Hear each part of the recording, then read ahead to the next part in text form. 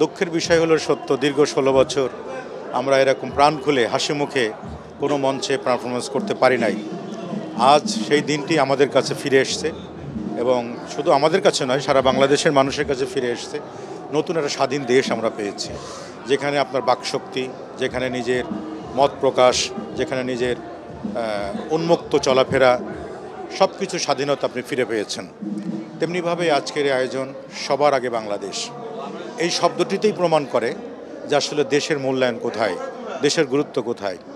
এটি আমাদের নেতা জনাব তারেক রহমান, ওনার আইডিয়া থেকে এটি এসছে যে সবার আগে বাংলাদেশ। এবং সংস্কৃতি একার পক্ষে সমৃদ্ধ করা সম্ভব নয়। সংস্কৃতি অনেক মূল্যবান একটি বিষয়। একটি দেশের একটি ভূখণ্ড দখল হলে দেশ দখল হয় না, কিন্তু যখন সংস্কৃতি ভুলণ্ঠিত হয়, যখন সংস্কৃতি ধ্বংস করা হয়, তখন দেশের অস্তিত্ব রক্ষা করা মুশকিল হয়ে যায়।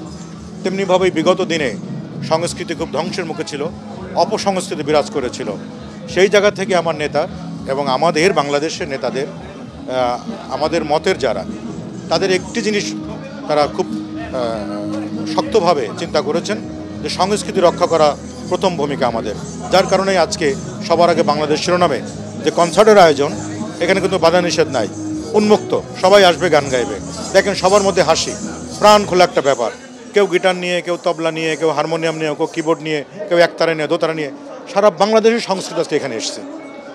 সারা বাংলাদেশের সংস্কৃতি ঐতিহ্য সব কিছু কিন্তু আজকে মানিক মেভিনিতে উপস্থিত। এটাই প্রমাণ করে যে দেশের স্বার্থে আমরা সবাই এক হওয়া উচিত ছিল, কিন্তু ইতিপূর্বে হয় নাই। যেমন আমি 16 বছর আমার পায়ে শিকল পরানো ছিল, আমার কণ্ঠ রোধ করে রাখা হয়েছিল।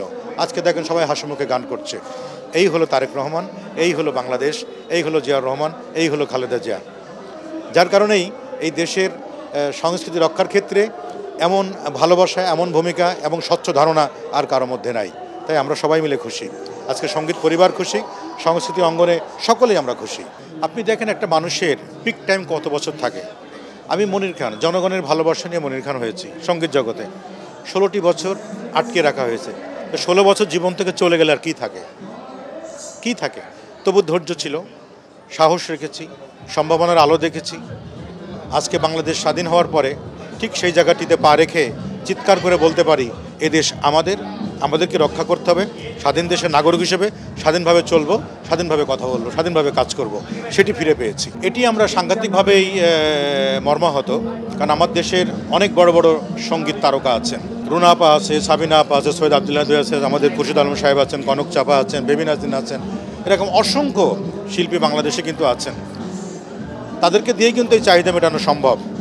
কিন্তু এটি একটা শ্রেণীর মানুষ আছে যারা ব্যবসায়িক স্বার্থকে উদ্ধার করার জন্য এবং দেশের সংস্কৃতি ধ্বংস করার জন্য তারা চক্র কাজ করে। তো এগুলো হয়তো আস্তে আস্তে দূর হবে, বিচক্ষণতার সাথে সেগুলো আস্তে আস্তে সেগুলো সমাধান করা সম্ভব হবে। কারণ দীর্ঘদিনের পুঞ্জীভূত একটা সমস্যা, তো সেগুলো সরাতে গেলে একবারে সম্ভব নয়। এগুলো সবার সাথে বসে যারা কাজগুলি করছেন তাদেরকে বুঝিয়ে যে দেশকে ভালোবাসুন, দেশের সংস্কৃতি রক্ষা করুন। আমরা সবার সাথে লেনদেন করব, সংস্কৃতি কোনো সীমারেখা নাই, সবার সাথেই লাগবে, আদান প্রদান থাকবে, বাট দেশকে ক্ষতি করে নয়, দেশের সঙ্গীতকে ক্ষতি করা নয়, দেশের সংস্কৃতিকে রক্ষা করে যেটা প্রয়োজন সেটা আমাদের করতে হবে।